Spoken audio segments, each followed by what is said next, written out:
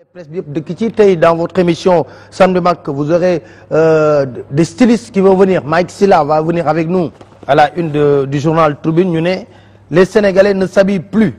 Qu'est-ce que cela veut dire? Alors je vais recevoir deux stylistes. Mike Sylla c'est un grand boo xam ne bu ñëwee toog fii il a remporté beaucoup de trophées, un grand boo xam ne la c'est un styliste très connu mondialement. Donc je vais recevoir Mike Sylla et puis Kiné John également. Kiné John Mike. waaw. da nga ma koy wiccax wala dama koy wiccax. dama koy wiccax dama la koy ràccal. Un artiste, un grand styliste, Mike, très connu à Paris, à travers le monde également. On atteste ay trophées yu bare. yu mu macha allah yëkkatil par benn ñu xool. yëkkatil rek par benn. Bon ça c'est le dernier. waaw bii moom. moo xool bii ça te fait plaisir hein ça. bii Sénégalais yi ñoo ma koy jagleel. La 6e édition 2016. waaw. Bon moi je vais gagner la 5e édition. Hein. La 5e? Oui. Ah donc je vais gagner la 5e édition.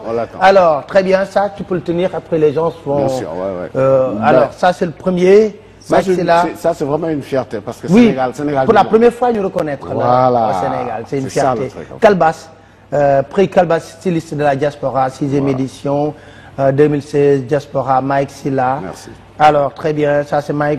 waaw mais yow trophée yi dafa bari de man Mike. non yëkkati bagage yi. kii nag xoolal kii Ghanéen yi c'est les Ghanéens. Oui, je me rappelle. C'est les Ghanéens qui m'ont donné ça. Oui. À Accra. C'était à l'occasion de Dream Child Foundation. Ok. Un événement bu ñu organisé woon. C'était surtout en fait pour encore une fois de plus apprécier le travail que les artistes font. Et puis surtout une fondation qui aide les enfants déshériteurs, enfin qui nga xam ni bon ils ont besoin d'aide. En fait cette fondation a été créée par Kofi. Et qui est aussi Kofi, l'ancien secrétaire général des Nations Unies. Voilà, et puis c'est surtout aussi des gens en fait qui ont eu l'occasion d'apporter vraiment de l'aide, de l'entraide en fait entre des artistes africains. Et puis c'est surtout aussi en fait un moyen de montrer que notre culture elle est toujours d'actualité dans notre continent, mais aussi à l'étranger, parce que ñoom ils auraient pu dire ouais ils sont sénégalais machin et tout, mais ils ont quand même opté à l'ouverture.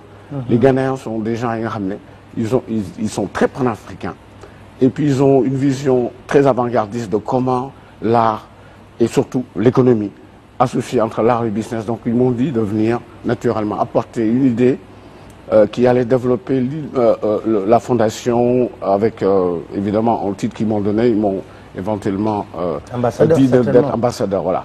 Ouais. Donc c'est cette action-là qui m'a aidé en fait à aller plus loin dans ma vision. Et puis tous les ans, je vais au Ghana justement pour leur donner un événement. Et puis d'aider ces enfants qui sont à la fois des enfants d'Afrique. Ça aussi, c'est l'Excellence Award en 2015, hein? Oui, ça c'était celui-là en fait, je l'ai eu l'année dernière. Ok. À Indiana Black Expo, okay. qui est un des événements qui est organisé tous les ans aux États-Unis et qui réunit beaucoup de chefs d'entreprise, de créateurs, de concepteurs, de développeurs. Ok, super. Et c'est aussi un événement de taille, voilà, qui regroupe toute la diaspora. Ça, c'est le grand prix hein, que vous avez rencontré Miami Fashion Week. Alors ça, c'est Miami Fashion Week. Ça, c'était vraiment ça, c'est un des premiers prix que j'ai eu. Des premiers prix. Miami Fashion Week, qui est un des plus grands regroupements du monde de la mode et de la création. Et ils m'ont décerné ce trophée qui est le meilleur styliste designer, donc Designer Choice Award.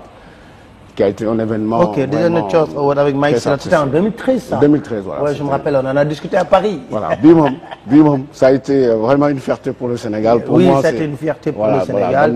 Il y en a d'autres. Mais Mike, quel est le style de Mike en fait? Je me dis, style Mike, là. Parce que moi, je fais que dans Paris, nous avons un atelier.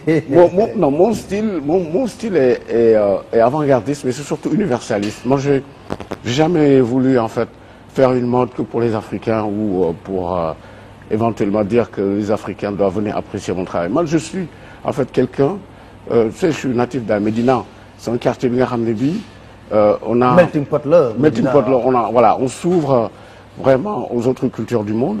Et puis ce qui est beau, c'est le fait aussi que c'est un quartier d'artisans. Donc ça m'a habité. Depuis que j'étais enfant, j'ai toujours essayé en fait d'aller vers les autres. Donc ça m'a ouvert. Et quand je suis venu à Paris, ça m'a éventuellement donné la possibilité d'aller vers l'universel, vers une mode bi nga xam ne bi c'est contemporaine, mais en même temps intemporelle. Contemporain et intemporel. Nga xam ne ça va pouvoir permettre. C'est-à-dire que cette pièce que je porte, évidemment, je suis le seul à le porter. Et puis c'est une... Oui, mais parce que il faut... aussi... non, si vous permettez, Mike, hein, oui. Alors vous vous levez, s'il vous plaît. Non, je vais vous forcer ça. Non, non, non, ça vous levez, on va regarder de ce qui est derrière. Oui, ah oui, donc derrière, la caméra, c'est celle-là, la caméra. Regarde, il y a une caméra, il y a... Voilà. Donc, là, juste derrière, vous regardez. Non. Oui, ok. Non. Okay. Alors, ça c'est bon. Le style que vous aviez créé. Parce que moi j'ai vu hein, à Paris. Mais t'as ta pièce d'ailleurs. Ah oui, j'ai ma pièce hein, dans la collection de Mike. Donc, en fait, cette pièce que tu as, c'est la collection que j'avais faite pour l'hommage à Michael Jackson, absolument. Qui est un des trucs qui est très couru aux États-Unis parce qu'il m'en réclame. D'ailleurs, je dois retourner aux States. Voilà, oui, c'est vrai que c'était une pièce où il y avait Michael Jackson derrière. Mais son collecteur, c'est de l'afro-pop que tu as. Donc c'est une pièce exceptionnelle. Exceptionnelle. Mike. Voilà. Donc c'est ça en fait. Hein, c'est cette ouverture-là en fait qu'on cherche. C'est de montrer l'Afrique qui s'ouvre, l'Afrique pas gagnante, mais l'Afrique consciente et lucide.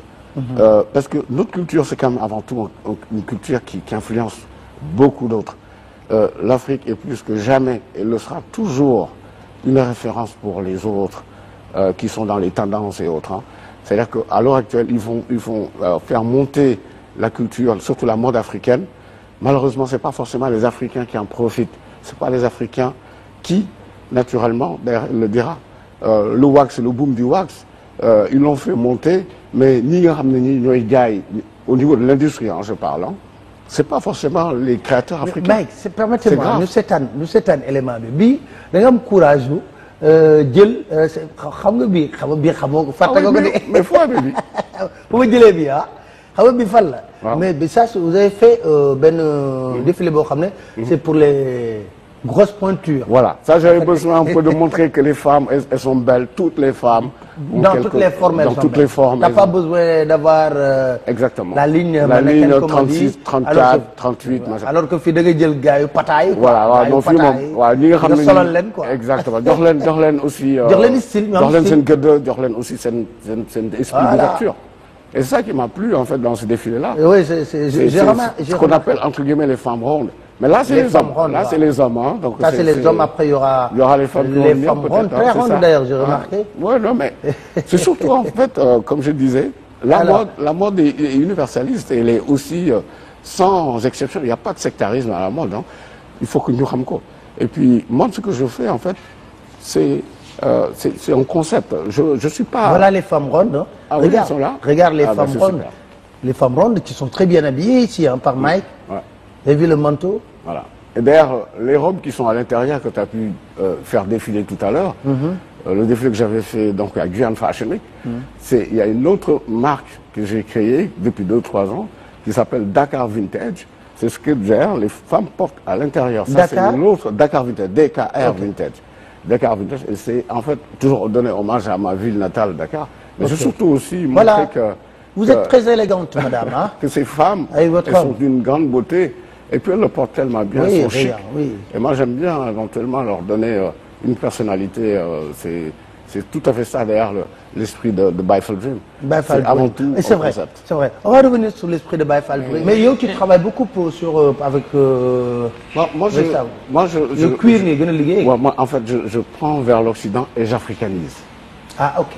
C'est-à-dire que moi, je ramène vers le continent. Je les trempe dans le continent. Ok. Et enfin, je prends les autres cultures des autres cultures pour l'amener dans ma culture africaine. Okay. Je ne suis pas celui qui prend l'Occident et qui le copie sur les tissus africains ou autres. J'aime pas ça. Mais ceux qui le font, je trouve que c'est bien aussi, parce que c'est une façon de s'ouvrir. Mais man, j'aime bien quand je prends une culture naturelle qui est complètement composée avec toute son histoire, et je le ramène vers moi, j'amène ça dans l'esprit de la culture africaine, mais plus